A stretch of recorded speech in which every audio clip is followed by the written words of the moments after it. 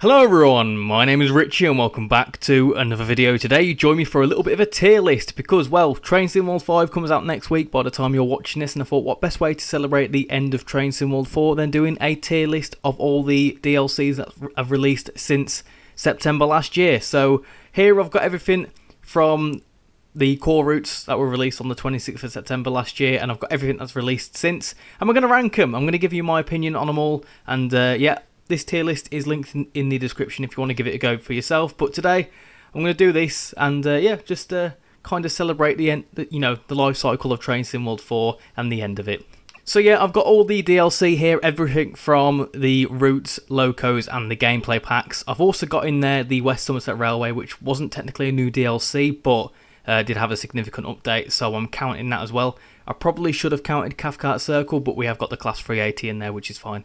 So we're going to do this in release order. I'm going to start from the core routes, East Coast, Mainline, Vorarlberg, and whatever else. So yeah, let's jump on into it, and yeah, if you want to give this a go, let me know what you think, what's your favourite routes, and whatever else. So yeah, straight off the bat, we've got 5 different categories. We've got spectacular, pretty good, so it's okay, but it could be better. Meh, it's alright, but it's not terrible. Not a fan, I don't like it, and then not played it. A lot of these I don't have, so I don't think it's fair to rank a route or a DLC that I've not played. But obviously that's where it comes in for you lot. If you've got all the DLC, then give it a go. Send me a screenshot somehow on Discord or whatever of your ranking, and yeah, let's have a bit of fun with this. So let's start off with the core routes and the Loco DLCs that came with Train Sim World 4. I'm going to start off with, Antelope Valley. Where is that? I can't even... There it is. So, Antelope Valley. What am I going to say for this? Meh. It's not bad. It's well made, and I can get the whole point, why they made it. But it's sort of one of them routes that you can play once every now and then. It's got a few different types of services, and it's got a bit of freight, so it's not awful. And the route, the route looks stunning, but from a gameplay point of view, there's not really much there. And that's not the fault of the developers, that's just how the route is. I'm very much looking forward to its sister route, San Bernardino line, because that's going to have a lot more gameplay, I hope. So the next route we're going to do is Vorarlberg. Vorarlberg is pretty good. It's not spectacular, but it's pretty good. It's up there. I quite like it. It's got a good timetable, a very good timetable. It's a decent sized route. There's a lot of stopping on it. The problem is it could be better because obviously the sounds of the Talent 1, or is it a Talent 1 or Talent 2, whatever it is, they sound exactly like the other Talent. But, I've got no problems with Vorarlberg, but, the few things like the sounds and whatever could have just pushed it up to that extra level. Also, we don't have any 1116 runs on it. We do for, like, freight, but we don't have any of the intercity stuff yet, I don't think. So, that would have pushed it just that bit higher. And then the third route out of the 3, East Coast Mainline. Do you know what? It's between these two. I probably should have put a different category in. It's pretty good. It's not awful. It's a decent length. Obviously, it's quite linear. That's why it could be better. But the 801 is a wonderful unit to drive. It's got a lot of layers. Got the Scotsman, which we'll come on to, 158, whatever else. I would have preferred to maybe have seen a different section of the East Coast Mainline, but it's still a decent run. It's kind of like the UK's version of Castle Versberg, so it's not a bad route. It's well made, definitely well made, and it was good to see the East Coast Mainline in the game. So on to the Loco DLCs. We've got the Vectron. The Vectron it's pretty good. Again, yeah, pretty good. It layers onto most German stuff. There's a lot of use out of it, and it's also getting the FlixTrain version for Train Sim World 5. So it's a pretty decent unit, good bit of fun, but difficult to drive if you're trying to use the safety systems, which I learned a few weeks ago. And for the final core DLC that we got as part of the deluxe edition for Train Sim World 4, the Flying Scotsman. And do you know what? I think it's quite spectacular, and the reason being is that it layers into a lot of things now. It layers into Midland Main Line, Fife, West Somerset Railway, and pretty much any UK route can have the Flying Scotsman on it, and it just looks and sounds absolutely beautiful in my opinion. I think it's a brilliant Loco DLC, possibly one of the best. So, what was next? Let me go from a list. The next one was Blackpool Branches. Right, there we go. Blackpool Branches, what do I think? I'm not a fan. No, I'm joking, it's spectacular. It's possibly one of the best DLCs out there, if I'm honest. Just Trains did an absolute stellar job with it, and obviously they're bringing out the West Coast Mainline over Shap, which will complement the Blackpool Branches route with the 87s. Absolute incredible route. A lot of people, think it's a really good route. it's very highly regarded. So yeah, and it's a brilliant route from a third party. I'm a big fan of it. You know, everything from the 3 separate branches to the pacer itself, it's absolutely fantastic. So yeah, it's definitely worthy of being in the spectacular section. So the next one is the Arosa Aggregates. I don't have the Arosa line and I don't have this pack, so I've not played it. But most probably, if I did have it, I'd put it in not a fan. I don't care for gameplay packs. So the next DLC, which released on the 28th of November, is the Maintalbahn, which I think was pretty good. It weren't bad at all. It was nice to have a German diesel route, and you know how I feel about DMUs. So yeah, definitely nice to have that in the game. It was quite a nice route, and obviously it had some 218 services, which again, it's another DLC I don't have. But yeah, Maintalbahn is a decent route. Again, could be better because I feel like it could have gone all the way to I forget the name, but obviously the part of the Maintalbahn we've got is only half of it. So if it would have gone all the way, it possibly could have been better. But yeah, overall, Maintalbahn ain't that bad, so I'm putting it in the pretty good section. So next we've got 2 gameplay packs. One is Cargo Line Volume 1, which is the petroleum one. I've not played it, so I haven't really got an opinion on it, but I've heard good things about it. And also the Centro 323, again, I've not played it, so I'm not overly fussed by gameplay packs. I get the appeal, but for me, like, I just don't really care for like scenarios and stuff. I never have been a fan of scenarios, so I kind of just, I'll leave them and wait for them to go really cheap. There's only a few gameplay packs I have enjoyed, and that's like the RHTT pack. I think that's a really good one, and I think I've got another one somewhere. But for those 2, I've not played them, so I don't think it's fair to rank them. So next we've got a couple of Rivet DLCs. Bernina line, again, I've not played it, but it looks really good, and I've heard good things about it. So once it goes on a quite heavily discounted sale, I'm going to pick it up and give an opinion on it. So I'd probably put that in the pretty good section, just because it looks good, and from what I've heard, it sounds good as well. But yeah, I've not played it, so I can't give a ranking on it. In a similar breath, the next one is the Engineering Express pack, which I don't actually have here. I thought I did have it. I'm pretty sure I did. Oh well, it would go in not played it. I don't have that either. But again, it looks alright, but reskinned 66s, I don't think it's really necessary, to be honest. Right, I know a lot of these DLCs I don't own, so we are going into some that I own now. I think the only 2 that I don't own out of these 2 is the Expert 101 and the 218. Other than that, I've got everything else. Oh, and the other Cargo Line pack as well. So the next DLC is Bahnstrecke Rosenheim Salzburg, and I'm going to put that in... I don't know. I don't know. I'm going to put it in pretty good, I think. I'm in between the 2. Not because it's a bad route, but it's quite... for me, like, a lot of the German routes seem the same to me, obviously, because I'm very much a UK rail fan. I don't really understand a lot of German stuff, but it's got a decent timetable, I've got to give it that, and also it's another cross-border route, so it's not bad. I mean, it probably could be almost spectacular, because it's got almost nothing wrong with it. The 111's a nice unit. Do you know what? I think the reason why it's not spectacular is there's no new Dostos. That's what I'm going to say. That's going to be my reasoning for it, but I think it's pretty good.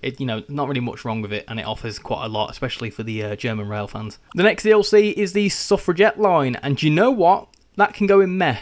And the reason why that can go in meh, it's a fantastic looking route. It's very well detailed and it's fully branded and whatever else. But the problem is, when I first bought it, I thought this is going to be incredible, but it became really boring really quickly, in the sense that it's very much you are just doing Gospel Oak to Barking and Riverside, and that's pretty much it. So there's not really much variation in timetable services, which is not, again, it's not a fault of the developers. That is just how the route is. So yeah, it's a bit of a meh route, but it's not bad. That's the thing. It's not a bad route.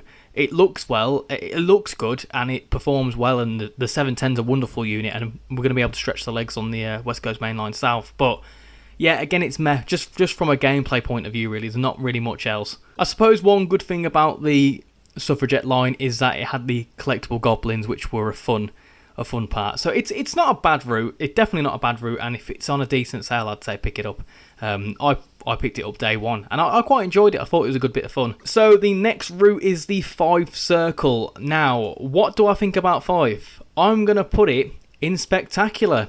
I really like the Fife Circle. Initially, it had a bit of a rocky release, but once I got the route, and ever since I've got the route, I've absolutely loved it. I think it's a brilliant route. You've got the whole circle, you've got different types of services, you've got the 170, which is nice, announcements, You know, the only issue is that we don't have the full timetable with the 158, but that's not really a fault of the Fife Circle itself. I think the Fife Circle route is absolutely incredible. And I think as well, Rivet get a lot of stick for their routes, and I think they have, you know, they've knocked it out of the park with this. You have got to acknowledge that initially it wasn't a great route, but they managed to update it. They updated the timetable and the route and whatever else, and they managed to, you know, improve it so much and make it such a spectacular route. So yeah, I'm definitely putting it up there. I mean, just for the whole fourth bridge as well, the amount of scenarios I've done, it's absolutely incredible.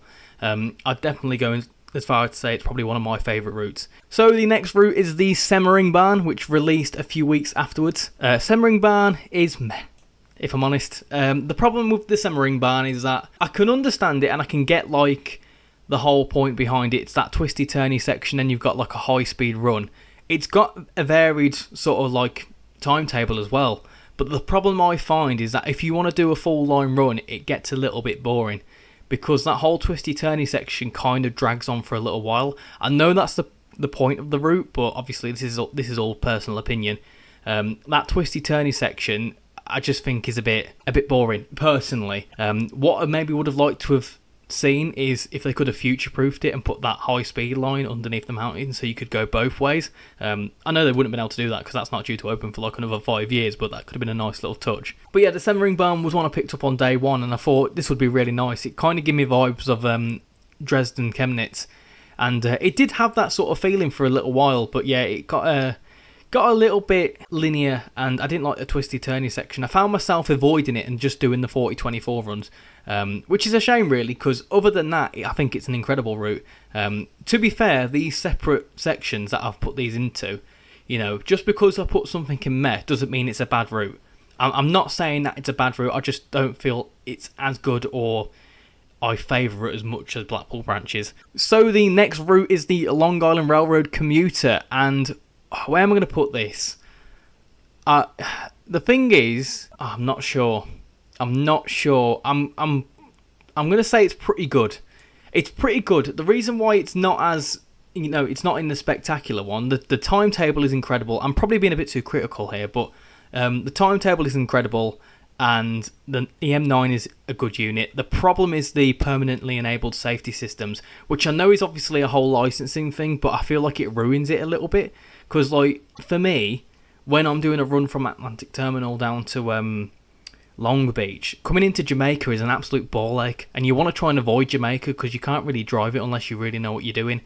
It's a good route, and it's, you know, the update to it is incredible. But yeah, I think the permanently enabled safety systems kind of ruin it a little bit. I get why they've done it, and you know, you can't really avoid that when it's a licensing thing. But yeah, I feel like not being able to have the safety systems on at all times would have made the route and made the experience a bit better anyway. Next up is the Cargo Line Aggregates. Again, I don't own it, but I think there's not really anything in the not a fan section, but I think if there was anything to be in the not a fan section, it would probably be the Cargo Line packs, because I'm really not fussed by them at all. And that's just my preference. I get that they add a lot to Midland Main Line, but I don't really care for gameplay packs and stuff like that, and I'm not really a freight fan either, so they don't really appeal to me personally. But they're good from what I've heard anyway. Next up is the DBBR 218 add-on. Again, I've not played it, but if I was to have bought it, which I probably should really, I'd probably put it in pretty good or spectacular.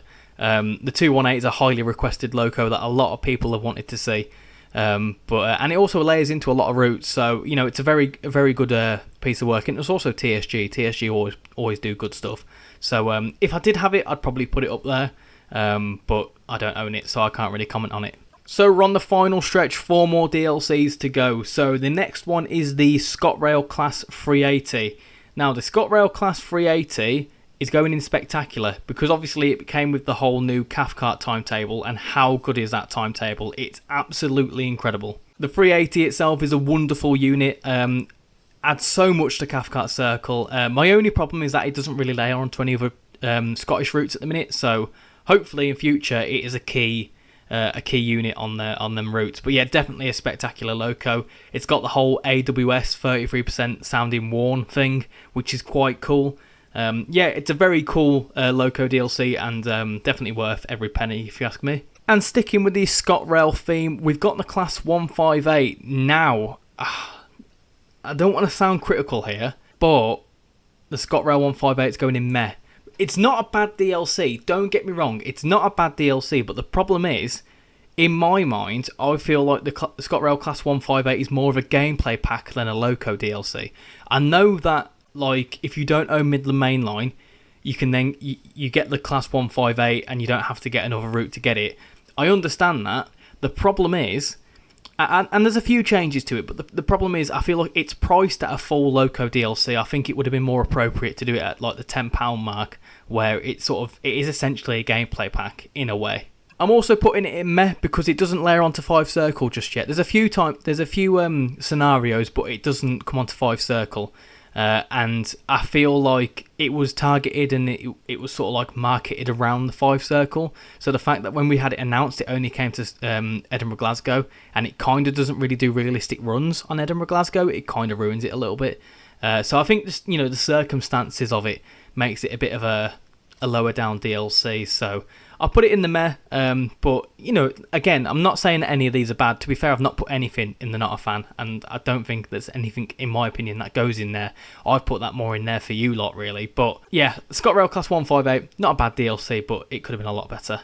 So the next and penultimate DLC is the Expert 101. Again, I don't have it, so I'm going to pop that there, just because, it's not really fair to comment on it. But if I did comment on it, I'd probably put meh.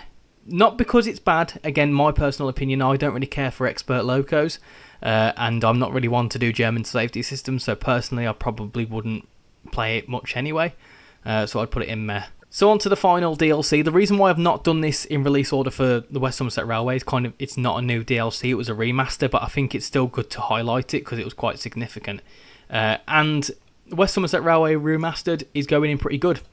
If I'm honest, pretty good. I think it's a decent remaster. Again, the route's a little bit boring because it's 25 mile an hour running, but that's a heritage line for you. But it's a decent DLC now, and it goes as cheap as like £4 most times. So if you're buying that route brand new and you want a heritage line, you've got so much going for it. So it's pretty darn good. To be fair, I think if there was a section in between these two, I'd probably put pretty darn good.